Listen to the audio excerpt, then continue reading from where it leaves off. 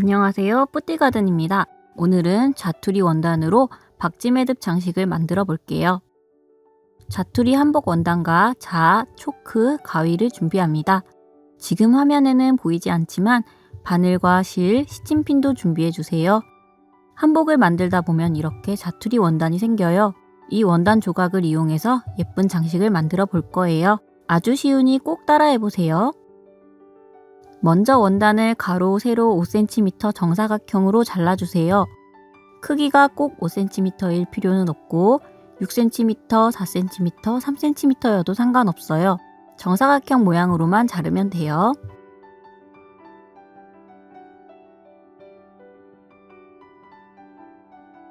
정사각형 원단과 바늘을 준비합니다. 바늘의 굵기는 상관없어요.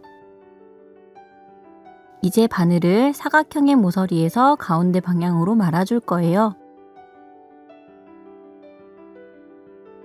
가장 모서리에서 시작합니다. 바늘을 모서리에 대고 원단의 끝을 바짝 말아주세요.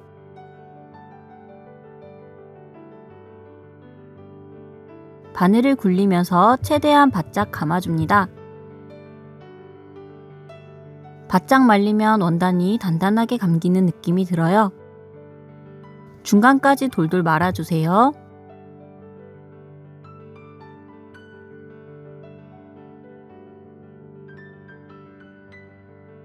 다 말았다면 가운데 있는 바늘을 조심스럽게 빼줍니다. 말아놓은 부분이 흐트러지지 않도록 손가락으로 잘 잡고 빼세요. 말린 부분은 시침핀으로 고정합니다. 반대쪽도 같은 방법으로 말아주세요.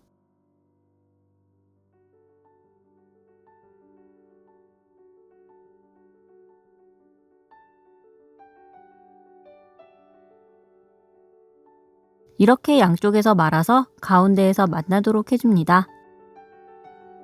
원단에 따라서는 손을 놓으면 말린 부분이 풀리기도 해요. 그런 경우에는 말린 부분을 계속 손으로 잡고 있어야 합니다.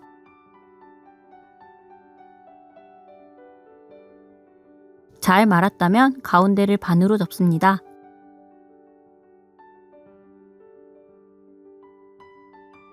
그리고 접힌 부분을 실로 감아줄 거예요. 이때 실을 감는 길이가 너무 길지 않아야 박지매듭 장식이 예뻐요. 말린 부분의 굵기나 크기에 따라 조금 달라질 수 있지만 두껍게 말렸다 해도 감는 부분은 너무 길지 않게 해주세요.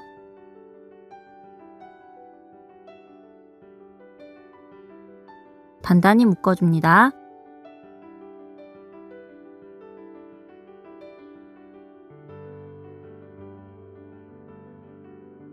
이제 묶은 부분 아래쪽을 조금만 남기고 잘라주세요. 너무 길면 나중에 끝이 깔끔하게 숨겨지지 않고 너무 짧으면 벌릴 때 장식이 풀릴 수 있어요. 말린 부분의 크기보다 조금 작게 남기고 자르는 것이 좋아요. 이제 아까 말아둔 양쪽 부분을 벌려주세요. 뒤쪽 실 묶음이 풀리지 않도록 조심스럽게 벌립니다. 작은 조각이라 이렇게 쉽게 떨어뜨리기도 합니다. 양쪽으로 잘 벌려주면 동그란 날개 모양처럼 보여요.